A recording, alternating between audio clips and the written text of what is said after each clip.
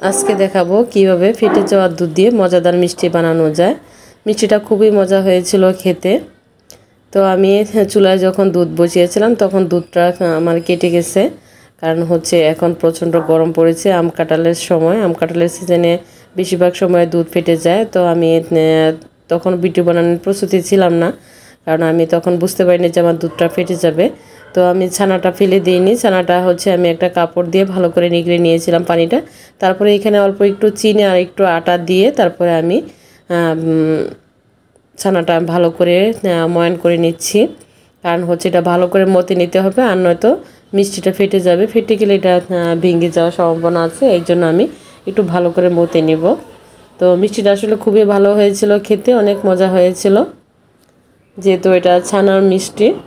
তো আসলে এইভাবে আমরা অনেক সময় দুধ জাল করলে, জাল দেওয়ার পরে যখন ছানা কেটে দেয় তখন আমরা দুধ ফেলে দিই, আর নয়তো বাচ্চাদের হয়তো বা দিয়ে দিই খাওয়ার জন্য। তো এইভাবে ফেলে না দিয়ে তো এইভাবে আমরা মিষ্টি বানিয়ে নিতে পারি। অনেক সময় অনেক দুধ কেটে যায়, অনেক রকমের মিষ্টি বানানো যায় ছানা দিয়ে। তো ছানাটা মিষ্টিটা খেতে অনেক ভালো হয়েছিল। তো আমার এখানে 11টা মিষ্টি হয়েছে। সবগুলো মিষ্টি আমি ভালো করে বানিয়ে নিয়েছি।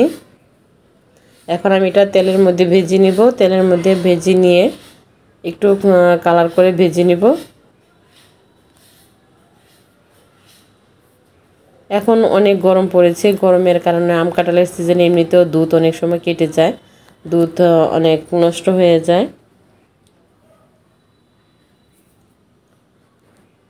তো মিষ্টিটা আমি একটু কালার করে ভেজে নিচ্ছি। তো আমার মিষ্টিটা ভাজা হয়ে গেছে। এদিকে আমি চুলায় আগে থেকে চিনি দিয়ে পানিটা জাল করে নিয়েছি। এখানে আমি হাফ কাপ চিনি দিয়েছি, আর হচ্ছে 2 কাপ পানি দিয়ে তারপরে আমি জাল করে নিয়েছি। এখানে দিয়েছি 2টা এলাচ, সুন্দর একটা গ্রান আসার জন্য।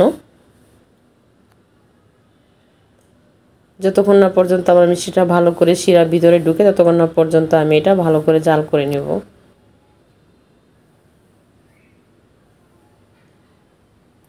আমি কয়েকবার ডেকে দিয়ে তারপরে ভালো করে বলক এনে তারপরে এটা মিষ্টিটা আমি জাল করে নিয়েছি। তো মিষ্টিটা আমার জাল করা হয়ে গেছে। এখন আমি চুলাটা বন্ধ করে দিব। এই তো আমার মিষ্টিটা আমি অনেকক্ষণ শিরার মধ্যে ডুবিয়ে রেখেছিলাম, এখন আমি একটা বাটিতে বেড়ে নিচ্ছি। মিষ্টিটা খুবই সুন্দর হয়েছে, শিরা একদম টইটুম্বর হয়ে গেছে শিরাটা ভিতরে গিয়ে। তো খেতে অনেক মজা হয়েছিল।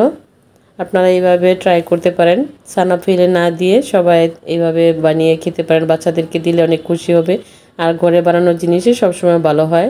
ভালো থাকবেন, আল্লাহ হাফেজ।